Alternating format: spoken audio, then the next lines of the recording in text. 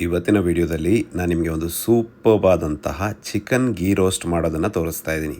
ಈ ವಿಧಾನದಲ್ಲಿ ನೀವು ವೆಜ್ ಅಥವಾ ನಾನ್ ವೆಜ್ ಯಾವುದೇ ಗೀ ರೋಸ್ಟ್ ಮಾಡ್ಬೋದು. ಹಾಗಾದರೆ ತಡ ಮಾಡದೆ ರೆಸಿಪಿ ಚೆಕ್ ಮಾಡೋಣ.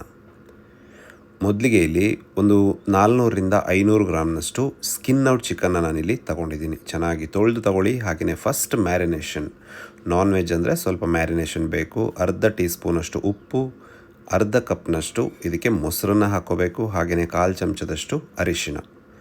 ಸೊ ಇದನ್ನು ಹಾಕಿ ಎಲ್ಲದನ್ನು ಕೂಡ ಚೆನ್ನಾಗಿ ನಾವು ಇವಾಗ ಮಿಕ್ಸ್ ಮಾಡ್ಕೋಬೇಕಾಗುತ್ತೆ. ಈ ಥರ ಮಿಕ್ಸ್ ಮಾಡಿಕೊಂಡ್ರೆ ಫಸ್ಟ್ ಮ್ಯಾರಿನೇಷನಲ್ಲಿ ಆ ಹುಳಿ ಎಲ್ಲ ಏನಿದೆ ಹಾಗೆಯೇ ಉಪ್ಪೆಲ್ಲ ಏನಿದೆ ಚೆನ್ನಾಗಿ ಎಳ್ಕೊಳ್ಳುತ್ತೆ. ಹಾಗೆಯೇ ಚಿಕನ್ ಸ್ಮೆಲ್ ಕೂಡ ಇರೋದಿಲ್ಲ. ಇವಾಗ ಇದನ್ನು ಅರ್ಧ ಗಂಟೆ ಹಾಗೆಯೇ ಬಿಟ್ಬಿಡಬೇಕು. ಇವಾಗ ಒಂದು ಕಪ್ಪಲ್ಲಿ ಅರ್ಧ ಕಪ್ನಷ್ಟು ಸ್ವಲ್ಪ ಬೆಚ್ಚಗಿನ ನೀರು ತಗೊಂಡು ಮನೆಯಲ್ಲೇ ಮಾಡಿದಂತಹ 1 ಟೇಬಲ್ ಸ್ಪೂನಷ್ಟು ಶುಂಠಿ ಬೆಳ್ಳುಳ್ಳಿ ಪೇಸ್ಟ್, ಹಾಗೆಯೇ ಎಕ್ಸ್ಟ್ರಾ ಫ್ಲೇವರ್ಸ್ನ ಗೀ ರೋಸ್ಟ್ ಮಸಾಲೆ ಒಂದು 3 ಟೇಬಲ್ ಸ್ಪೂನಷ್ಟು ಬೇಕಾಗುತ್ತೆ. ಈ ಗೀ ರೋಸ್ಟ್ ಮಸಾಲೆ ನಿಮ್ಮ ಮನೆಯಲ್ಲಿದೆ ಅಂತ ಹೇಳಿದರೆ ನೀವು ಯಾವುದೇ ಥರವಾದಂತಹ ಗೀ ರೋಸ್ಟನ್ನು ಇದರಲ್ಲಿ ಮಾಡಬಹುದು, ವೆಜ್ ಅಥವಾ ನಾನ್ ವೆಜ್. ಹಾಗೆಯೇ ಯಾವುದೇ ಕೆಮಿಕಲ್ಗಳು ಕೂಡ ಇರೋದಿಲ್ಲ. ಇದು ಬೇಕು ಅಂದರೆ ನೀವು ವಾಟ್ಸಪ್ಪಲ್ಲಿ ಪರ್ಚೇಸ್ ಮಾಡ್ಬೋದು. ಆಫ್ಲೈನ್ ಸ್ಟೋರ್ ಲಿಸ್ಟನ್ನು ನಾನು ಲಾಸ್ಟಿಗೆ ಕೊಟ್ಟಿರ್ತೀನಿ.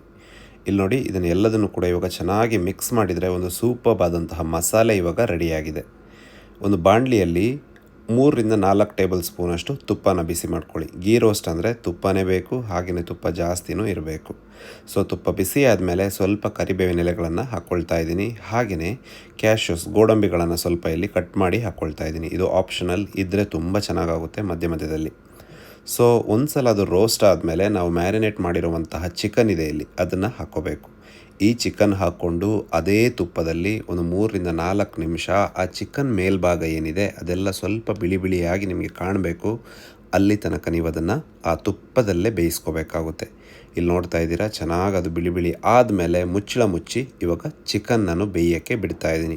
ಉಪ್ಪೆಲ್ಲ ಚೆಕ್ ಮಾಡ್ಕೊಳ್ಳಿ. ಬೇಕು ಅಂತ ಹೇಳಿದರೆ ನೀವು ಆಮೇಲೆ ಕೂಡ ಹಾಕೋಬಹುದು. ಫಸ್ಟಿಗೆ ಕೂಡ ನೀವು ಉಪ್ಪನ್ನು ಇಲ್ಲಿ ಸೇರಿಸ್ಕೊಂಡಿದ್ದೀರಾ. ಇವಾಗ 7ರಿಂದ 8 ನಿಮಿಷ ಆದಮೇಲೆ ಇಲ್ಲಿ ಚಿಕನ್ ಬೆಂದಿದೆ. ಸೊ ಇದಕ್ಕೆ ನಾನು ರೆಡಿ ಮಾಡಿರುವಂತಹ ಮಸಾಲೆಯನ್ನು ಸೇರಿಸ್ಕೊಳ್ತಾ ಇದ್ದೀನಿ. ಹಾಗೆಯೇ ಎಲ್ಲದನ್ನು ಕೂಡ ಇವಾಗ ನಾವು ನೀಟಾಗಿ ಕಂಬೈನ್ ಮಾಡ್ಕೋಬೇಕು. ಅದರದ್ದು ಕಲರ್ ಕೂಡ ನೀವು ನೋಡ್ಬೋದು, ಎಷ್ಟು ಅದ್ಭುತವಾದಂತಹ ಕಲರ್ ಬಂದಿದೆ. ಇಲ್ಲಿ ನಾನು ಬೇಕು ಅಂತಲೇ ಮೊಬೈಲಲ್ಲಿ ಕಲರ್ ಸ್ವಲ್ಪ ಡೌನ್ಗ್ರೇಡ್ ಮಾಡಿದರೂ ಕೂಡ ಆ ಕಲರ್ ಅದ್ಭುತವಾಗಿ ಕಾಣ್ತಾ ಇದೆ. ಈ ರುಚಿನ ಬ್ಯಾಲೆನ್ಸ್ ಮಾಡ್ಕೊಳ್ಳೋದಕ್ಕೆ ಇಲ್ಲಿ ಒಂದು ಅರ್ಧ ಚಮಚದಷ್ಟು ಬೆಲ್ಲನ ಹಾಕ್ಕೊಂಡೆ, ರುಚಿಗೆ ತಕ್ಕಷ್ಟು ಉಪ್ಪನ್ನು ಸೇರಿಸ್ಕೊಂಡೆ. ಹಾಗೆಯೇ ಆ ತುಪ್ಪ ಆ ಮಸಾಲೆನ ಬಿಡೋ ತನಕ ಅದನ್ನು ಬೇಯಿಸ್ಕೊಂಡೆ. ಈ ಥರ ಮಾಡಿದರೆ ಒಂದು ಸೂಪರ್ಬ್ ಆದಂತಹ ಗೀ ರೋಸ್ಟ್ ಇವಾಗ ಸವಿಯೋದಕ್ಕೆ ಸಿದ್ಧ ಆಗಿದೆ. ನೀವು ಒಂದು ಸಲ ಮನೇಲಿ ಟ್ರೈ ಮಾಡಿ, ಹಾಗೆಯೇ ಹೇಗೆ ಬಂತು ಅಂತ ಹೇಳೋದಕ್ಕೆ ಮರಿಬೇಡಿ. ನೆಕ್ಸ್ಟ್ ರೆಸಿಪಿ ಜೊತೆ ಮತ್ತೆ ನಾನು ನಿಮ್ಮನ್ನು ಭೇಟಿ ಮಾಡ್ತೀನಿ.